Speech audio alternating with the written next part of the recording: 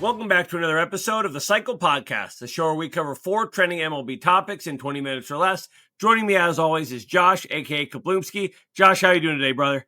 What's going on, man? Thanks for having me and ready for this show to get going. Absolutely. Nothing I love more than talking baseball on my birthday. Happy birthday. Happy birthday. Ripe old age of 33. So Royals are winning as it stands, so all is good in my world. Let's talk some ball. That's it. Unfortunately, we had to miss last week's show. Josh and I are both teachers. First week back to school can get a little rough for everybody, but we're going to talk some of the trade deadline now, just a little bit late. However, we have gotten to see the impact of some of the trades made, what teams are really capitalizing on those new additions, and in our next segment, the losers, which teams really botched the trade deadline, and it's showing now. So for my winner, I have the Philadelphia Phillies. And this is a team who, unlike some other squads who were buying at the deadline, they didn't do more than they had to do. No need to throw too much of a mess into a clubhouse when you're having some success. Just fill those holes and run through the second half of the season with your needs met. They brought in Jarren Duran to replace that spot in their closer role.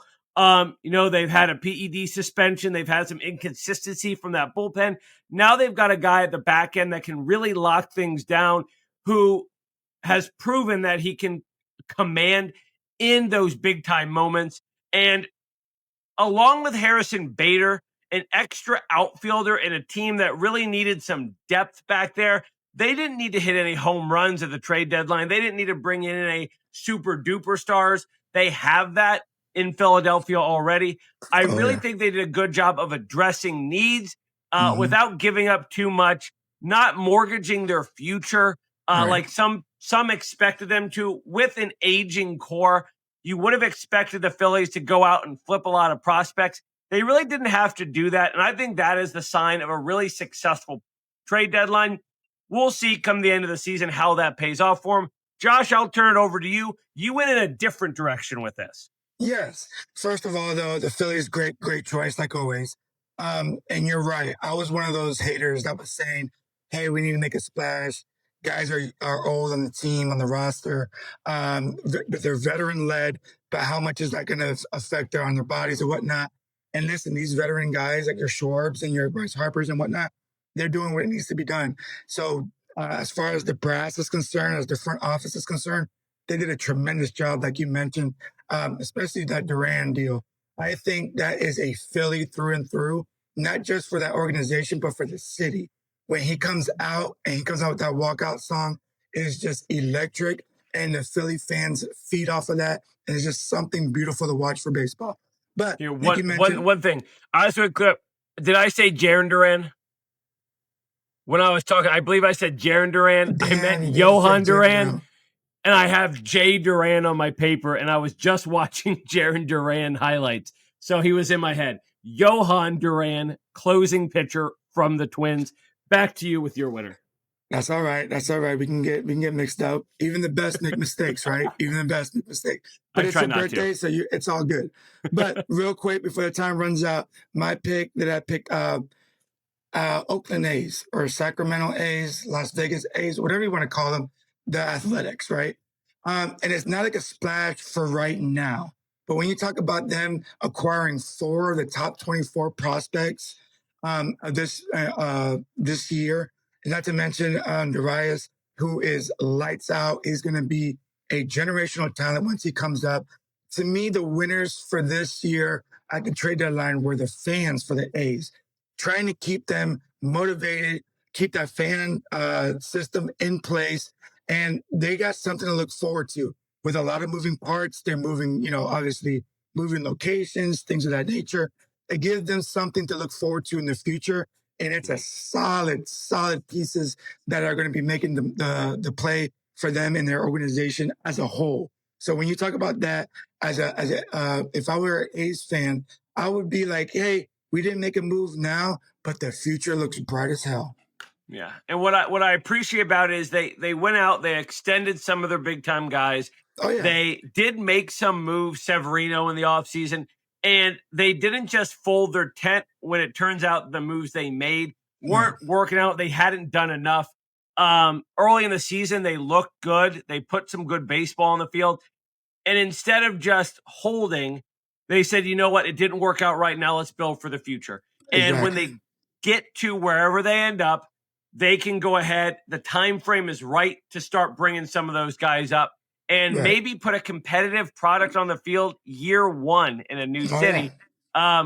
So here's to hoping for good things for the Athletics in general in the future. With that, let's move on to the losers. Like we said, our second topic today is the big losers of the trade deadline. And to me personally, there's one team that is absolutely a glaring loser. Hang up a sign in front of your stadium to 2025 big, huge trade deadline losers. That is the Chicago Cubs. I look Damn. at the team before the deadline and after the deadline. And as a baseball guy, I can usually dig into kind of the idea behind a move. I can say, here's why they did it. The team either improved or they improved for the future. Mhm. They have no improvement. Their team did Mhm. not improve at all. They didn't No. hit a single need. They Nope. didn't hit the back end of the bullpen. I love Mhm. Daniel Palencia. I love what he's done this year. I don't think he's the guy you want closing games in the postseason just because of he's relatively young and you don't have much setting up for him. The No. move I would have made is move him to the setup man, get a rental closer, put him out there this season. Palencia will be ready to go next season. I don't think you're going to lose a series with Daniel Palencia. I just think that's a spot you could have built on. They didn't do that. They got Taylor Rogers. That doesn't strike No. fear into my heart No. in No. a close game in the eighth inning. They brought in Mike Soroka. They didn't need Mike Soroka. They needed Joe Ryan. They needed Merrill Kelly. They needed a true front of the rotation arm. And I could have got on board with some infield depth. Willie Castro does that. I just don't think he improves the offense significantly enough to Mhm. really check that box off as the Cubs made an improvement on the offensive side of the game. And it's shown they are sliding in the standings. They were right there with the Brewers going Mhm. into the deadline. Oh yeah. Brewers had, I believe the deadline had just overtaken them. Now the Cubs are 6.5 games back, and you're getting into sort of panic mode. Can Right. we stop the bleeding? And there are no signs pointing to that. This skid could continue as the Brewers continue to just plow through their schedule. And we're going to talk a little bit about that in Who's Hot. I'll turn it over to you. You're going to enjoy this segment because you're talking about your least favorite team, I believe.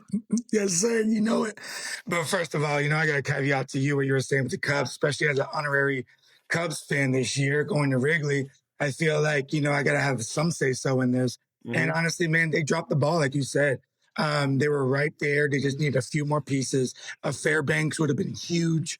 I would have hate losing Fairbanks as a Rays fan, but that was a need that needed to be addressed for the Cubs. And like you said, no disrespect to Rogers. If you're watching it, we love you. I'd love to have you on the show. But man, that man is not nobody that's going to be shutting the door on people. That's not nobody that's going to be coming in like a Duran with the walkout music and just setting the tone before he even throws a pitch. You know what I mean? So Mhm. they dropped the ball on many levels. And it's just unfortunate because the fans over there were expecting so much when I was there at Wrigley. They were obviously rooting for their team. But they were like, man, we're just one player two away. And then Kyle Tucker can stay, blah, blah, blah, blah. So, man, it was unfortunate to see that happen. I was really rooting for them to make a move, get over the Brewers, and kind of set themselves apart from them. So, but with that being said, like you mentioned, anytime that I get a chance to shit on the Yankees, I will take full advantage of it, baby. Shit away, my And friend. I would love every second of it, but I'm gonna keep it light though, since we're on a time constraint. So the Yankees, how the hell on trade when you're supposed to get better, you get worse? I've never seen in my days a trade deadline a team that was in the top of the division. I understand we're in the top division in baseball, but when you're competing for that top spot, and then you make moves that quote unquote are going to help you, but really have not, and if anything derailed your train from the tracks. When you bring in a guy like Jake Bird and then a couple games in, then you bring him down, drop him down. It's like, What are you telling your fans? Not to mention Bednar, which is a big quote unquote acquisition for them, supposed to get them over that hump. He shit the bed too. Not to mention the bats. Guys, when we talk about Aaron Judge, being on that 10-day IL stint or whatever it was, man, that was the time for them to make the moves, put some substitutes like they always do, buy a player or two, a rental, whatever it needs to be done. And they completely avoided that strategy. Instead, they went to the pitching side of the things, thought that they were making some good acquisitions, and it completely backfired. So, yes, I am sitting here happy as hell that this happened. But at the same time, as a baseball fan, it's like, man, you guys really, really dropped the ball on this. And it's unfortunate that the Yankees were competing for a division title. Now you're talking about, are they even going to make the wild card? They're not. Royals are going to make the wild card in that spot. I believe Doval, Bednar, and Jake Bird have blown a game out of the bullpen, and they were saying this is the bullpen that we can ride through the postseason. Oh, yeah. Now we're worried about, can you ride that bullpen to the postseason? Right. In spite of that bullpen, can you make the playoffs? And, I hate the Yankees as much as the next guy, but to be fair, baseball is better when the Yankees are good. It gives you that boogeyman to fight. So part of me says, give me a postseason without him. Part of me says, give me a postseason where someone can beat him, because that is just makes the postseason all that much sweeter. With that, let's move on to our next topic. We're talking Jen Powell debut. Let's go. Well, so recently, Jen Powell debuted for the first time behind the plate in a Major League regular season game, which marks the first time a female umpire worked the plate in the Major Leagues. So, I'm a numbers guy. Mm-hmm. I wanted to dig into the numbers because what I saw online is so much, she's the worst umpire ever in her debut. Very wrong. Extremely wrong. Mm-hmm. I went and looked at a select number of umpires, names that I recognize, guys that came up in 2019 or 2020, so that the sample set I was looking up was large enough to get an idea of the trend between a debut and where you end up, a few years into your career as a Major League umpire. Malachi Moore, guy I believe notoriously not great, debuted at 89.38%, worse than Jen Powell's debut. Now in 2025, he's at just under 94% accuracy. A guy by the name of Alex Tosi, 96.7 in his debut. Fantastic. One of the better debuts as an umpire in the last decade. The next 3 games, he dropped down below 92%. Now in 2025, he's at 94.7%. Edwin Moscoso, 91.67% in his debut, 95.1 in 2025. Being an umpire is a difficult thing. Oh, yeah. Everything you do is called into question. You're blasted on social media. You make a bad call. People calling you Angel Hernandez, who, by the way, was awful. But now it's exponentially harder when you're breaking a barrier as an umpire. She knew going out there when she put on the mask, take the first pitch, no matter what she does, it's going to be criticized. It's going to be overanalyzed by people on the internet, especially people that don't watch a whole lot of baseball. People who say she doesn't know baseball. Women can't know baseball. Well, she was a D1 catcher at Hofstra, softball. She played for the women's national baseball team in 2001. She's been umpiring since 2017, worked over 1,200 games in the minors across multiple levels. She graduated from the advanced program in the minor league umpiring academy. She has done everything she needed to do, and picking and choosing a few shots of a bad call isn't going to change the fact that she earned her opportunity. Now, let's see her keep it. And as a baseball fan, I'm going to say there are fair criticisms of some of her calls, but go watch a full game. There are fair criticisms of every call. I've met MLB umpires. I actually had one come into my bar one time and rewatch the game he called, and he told me, oh, I blew that one, but what it looked like was this. They understand the game at a very high level, as does she. And the thing I'm most concerned about is that the misogyny and sexism that is being spewed about her as an umpire has the opportunity to turn young female fans away from the game. They say, I like baseball. I've learned a little bit about it. I want to watch this game where there's a woman like me working in the MLB. And then they see all of the comments that come from so-called baseball fans. And they say, this isn't a community I want to be a part of if somebody who earned a spot can't even be accepted into the game fairly.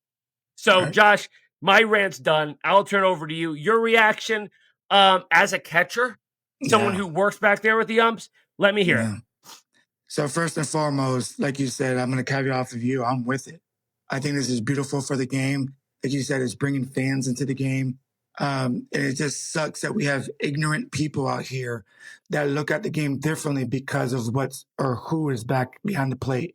We got to understand this is not just a let's just make a feel good story for MLB. Like you mentioned before, she's gone through the ranks, ladies and gentlemen. She has gone through everything that's been done from levels all the way from the bottom to the top. She's been in the minor league system for 7 years and gone through both academies at high level. Not to mention now, when she's doing this, we have to worry about the social media aspect of it with all the negativity that the social media brings. They only want to show one pitch or one bad call, not the extent of the game, not the good calls of the game, and they want to target that. And then you have people that want to say things that make them look ignorant. Is the word that comes to mind when I see this. This lady is not only doing what her job is at a high level, she's been doing it for years. She's an expert of the game. Biasly speaking, when you are a catcher, you're not just a player. You are involved all the way through the game aspect between the ears, how you play physically, the demanding presence of the game. And she's been that at a high level throughout her career. Now at the umpiring level, when we talk about what we're talking about now, it's just sad that we have to bring up negative connotations about her when we should be praising and talking positive about historic day and historic day for baseball all over the world. Like you said, little girls are watching this. And my message to the little girls, if any girls are watching this podcast, is this. Don't take that negativity and let it downplay you. If anything, use that as fuel to shut people up and prove them wrong. Because this game is for everybody, and everybody needs to be aware of the situation. Because what people will say is just to get everybody away from the game, where we are trying to bring people to the game. So girls out there, keep on doing what you're doing. Anything is possible. Do what you got to do. Stick your nose to the ground. Work hard. And yes, you might have to work harder than the next person because of your sex. And it is what it is. That's the world we're living to today. But please do not let that deter you, your dreams and your future in this sport. Well said, Josh. Well, I'll end it there. That was a good send off for the segment, Josh. Well said. And as somebody who has a little daughter who's trying to get into sports, I appreciate it because I would hate for any doors to ever be closed for her because of who she was born as. It is unacceptable. Right. Let's move on to a more positive topic now. Right. Our last topic today, as always, is Who's Hot. And my pick is a player on one of the hottest teams I've ever seen, the Milwaukee Brewers. Off the top of my head, I think they're 18-5 since the All-Star break. Yeah. They've taken a 6.5 game lead like that on the Cubs. Oh, yeah. And one of the driving forces in that has been Bryce Turang, an oft-overlooked name, sort of considered a role player for the Milwaukee Brewers the first half of the year, but he's been on a tear. Last 9 games, this is in the month of August, 5 home runs, 8 runs, scored 11 RBIs, 353 batting average. And as a guy who's not the focal point of the offense necessarily, he has forced himself into that role. And the Brewers, with the pitching they have, they're an outstanding developmental organization when it comes to arms. Any contributions they get from their bats is just little extra sprinkles on top. And this team scares me. I don't think you count them out of winning the National League. I don't think you count them out of winning the World Series. They've got guys like Jacob Misiorowski absolutely slinging it, bolstering what was already an outstanding starting rotation. And I'm excited to see what Turang and the team as a whole do down the stretch. And can they put Milwaukee over that hump? Whereas in the last decade or so, they're always a team that's nipping at the heels in the National League that doesn't have the firepower to get it done against some of the big dogs in recent years. The Braves, the Dodgers, teams like that. And I'm not going to say this is their year because I have a terrible history of saying it's a team's year. This year I said it's the Diamondbacks' year. Last year I said it's the Padres' year. The year before that I said it's the Mariners' year. And I haven't got it right yet. It's the Brewers' year. Okay. Season's over for the Brewers now because I said that. Josh, turn over to you for who's hot. Brewers are hot, man. Are they going to win? I don't know. But as of right now, it's tough to bet against them. I'll tell you that right now. And they're hitting on all cylinders. They got a complete team over there, top to bottom. They got the right pieces in the right place. And one of the right pieces is Isaac Collins, who by far has been scorching hot in the month of August. Did we just double up? Are we doubling up on Brewers? You know what I mean? Is this a first? Have we ever done doubled up? It's your birthday, so I decided to, be on your side, help you out a little bit, make sure that we're not arguing too much over here. But when you're talking about his line alone is just staggering. And this is just in the month of August. We're talking about a 476, 577, and a 952. That's totaling 10 hits, 2 doubles, a triple, 2 home runs, 1 which was a walk-off win, and which is huge because their momentum just needs to keep on rolling. When you talk about after the All-Star break, they were 18-5. So when you're looking at something like that, you want to keep that train rolling. So any momentum that is going with you, keep that going. And a walk-off is a momentum builder. And not like they were not struggling before, but that just keeps it going. This guy is on fire on so many levels. And I'm just happy to see a team like the Brewers take out a Cubs team that was, on paper supposed to be taking over that division and without no question. And they're like, hey guys, what about us? They were quietly squeaking on in there. We took over the division before the break. And now just to show you guys that it's not a fluke, we're continuing the train rolling. So I'm applauding them on so many levels, but Isaac Collins to me just needs to be talked about more. Is a name that's not a household name, obviously, but what he's doing right now is not only what he's doing right now is not only propelling his career, but it's definitely helping out his team in general. Yeah, and it's almost a benefit to sort of be under the radar because there's not as much pressure on you.